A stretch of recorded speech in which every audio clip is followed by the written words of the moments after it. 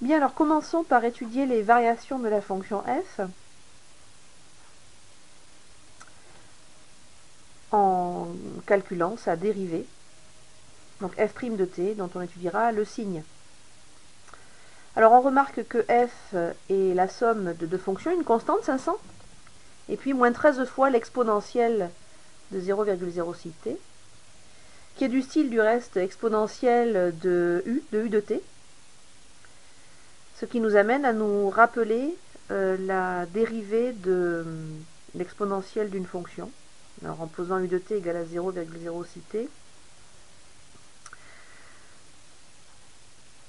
donc rappelons-nous que la dérivée d'exponentielle u étant une fonction, se calcule en multipliant la dérivée de u par l'exponentielle de u.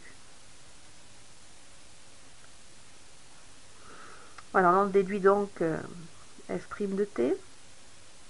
Donc la dérivée de la fonction constante 500 est égale à 0.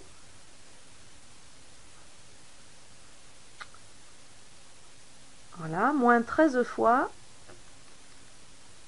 la dérivée de l'exponentielle de 0,06t.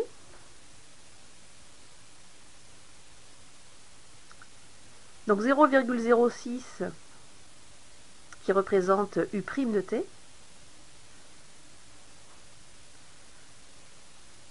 Et l'exponentielle de u de t, donc l'exponentielle de 0,06t.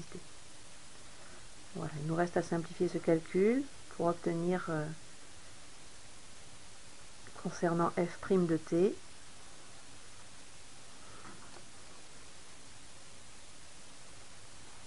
donc moins 13 fois 0,06, donc moins 0,78,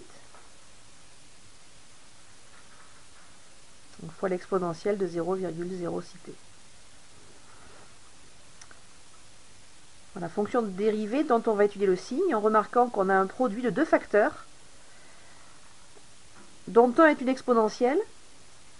Du reste, l'exponentielle de n'importe quel nombre x étant positif,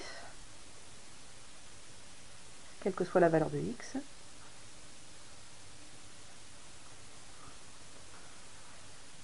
on en déduit que l'exponentielle de 0,06t est une quantité positive, là aussi, quelle que soit la valeur de la variable t.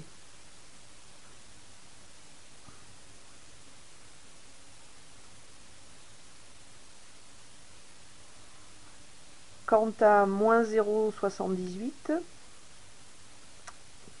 bien sûr un nombre négatif, donc par la règle des signes d'un produit, on peut en déduire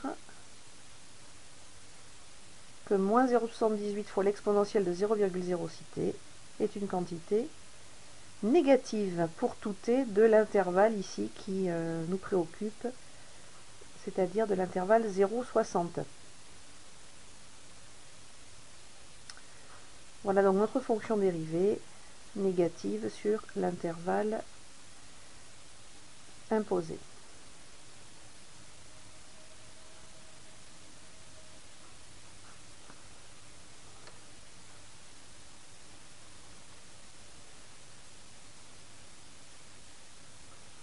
Ce qui nous permet d'en déduire les variations de la fonction f.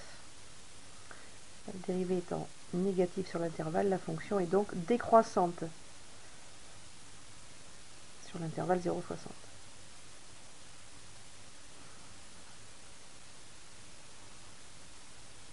On vient donc de définir et de rédiger les variations de la fonction f, que l'on peut aussi présenter par un tableau de variations.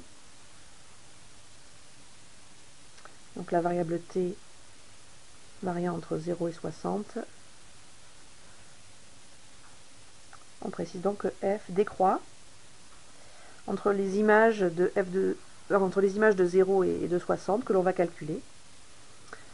Alors commençons par f de 0, que l'on obtient en remplaçant dans l'expression de f de t, on va remplacer t par 0, donc 500 moins 13 fois exponentielle de 0,06 fois 0, donc de 0. Sachant que l'exponentielle de 0 en plus est égal à 1, ce qui nous donne 500 moins 13, c'est-à-dire 487. Voilà, valeur que l'on place dans le tableau, représenter le maximum atteint par la fonction. Voilà, et pour ce qui est du minimum, f de 60, selon le même principe, on remplace la variable t par 60 dans l'expression de f de t.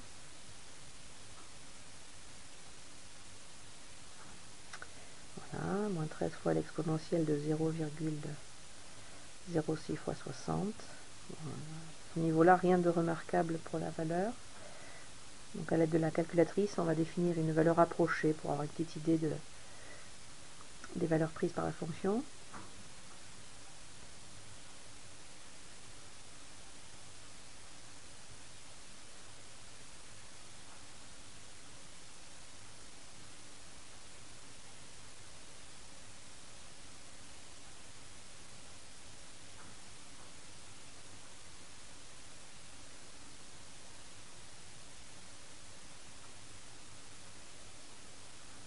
Voilà, donc f de 60 est à peu près égal à 24, 24,2. Bon, ici, il n'y a aucune précision spécifique. Donc ça nous permettrait, on le verra tout à l'heure, ultérieurement, de préciser par exemple une fenêtre graphique. On en reparlera tout à l'heure. Alors passons maintenant à la résolution de l'équation f de t égale à 50. Autrement dit, la recherche d'une ou de la valeur ou des valeurs de t qui ont pour image 50 par la fonction f. Alors à ne pas confondre avec le calcul de l'image de 50, qui n'a rien à voir. Alors, ce serait du hors-sujet. Non, il s'agit au contraire ici de chercher le ou les antécédents de 50. Autrement dit, t, c'est une valeur inconnue que l'on va chercher. Alors, dans un premier temps, par une résolution algébrique et puis par une résolution graphique. Alors, dans le tableau de variation, effectivement, entre 487 et 24,2, on passe par la valeur 50 et on cherche entre 0 et 60 la valeur de t qui correspond. Alors pour ce qui est de la résolution, eh bien, remplaçons f de t par 500 moins 13 exponentielle de 0,06 t. Voilà, on obtient donc une égalité dans laquelle on va isoler le terme dans lequel figure la variable t. Alors à gauche 500 moins 50, 450, et à droite 13 exponentielle de 0,06 t. On peut continuer à isoler l'exponentielle en divisant par 13.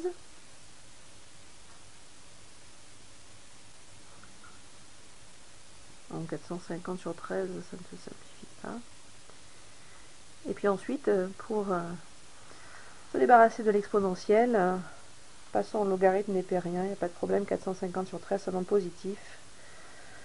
Son logarithme népérien existe bien. Quant au log de l'exponentielle de 0,06 t, ben, on utilise la réciprocité avec ln, donc 0,06 t. Alors il ne reste plus ensuite qu'à diviser par 0,06 pour obtenir la valeur de t. Alors voilà pour ce qui est de la valeur exacte de t. À l'aide de la calculatrice, on va chercher une valeur approchée.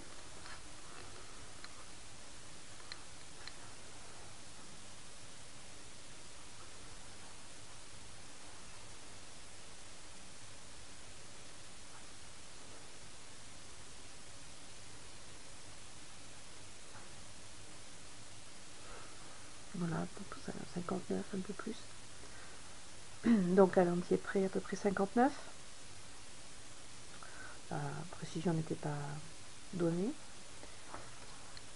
Pour l'arrondi. Voilà, 59. Au passage, on remarque que 59 est bien une valeur de l'intervalle 0,60. Alors pour terminer, on propose une résolution graphique de cette équation. Donc en rentrant dans un premier temps l'équation de la courbe représentant f. passage de la variable t ici s'appelle x, ça n'a strictement aucune importance dans de la variable. Voilà, avec un ajustement de la fenêtre nécessaire.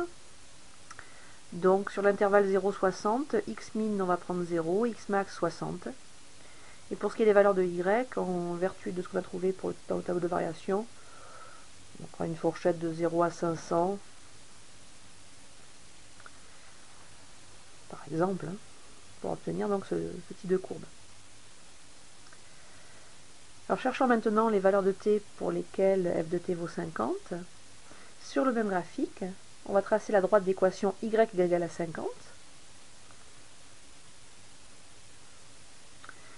Voilà, et chercher en fait le point d'intersection, l'abscisse du point d'intersection. Dans un premier temps, par f1, c'est-à-dire par la fonction trace, on peut faire bouger le petit curseur par l'intermédiaire des flèches et essayer de se positionner au point d'ordonnée 50. Alors, ce qui n'est pas facile ici parce que on n'obtient qu'une valeur approchée, 50,64 pour y. Par contre, en utilisant GSOLM en F5, on peut obtenir les coordonnées précisément du point d'intersection des deux courbes.